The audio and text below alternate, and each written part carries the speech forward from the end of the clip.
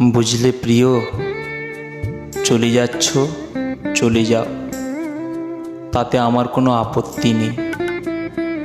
কিন্তু আমার মতো আর কাউকে যেন তুমি কষ্ট দিও না।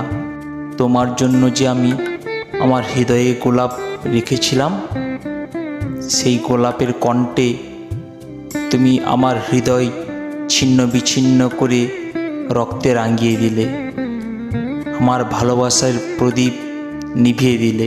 তুমি কেবল স্বার্থপর প্রিয়তমা, তুমি কেবল স্বার্থপর। তুমি শুধুমাত্র স্বার্থের জন্যই আমায় ভালোবেসেছিলে। আর কোনোদিন কোনো ছেলেকে এইভাবে ঠকিও না। হয়তো ছেলেটা সহ্য করতে না পেরে ইহলোক ছেড়ে পরলোকে যেতে পারে, তাতে তোমার কিছু যায় আসে না, কিন্তু তার পরিবারের স্বজন কষ্ট পাবে।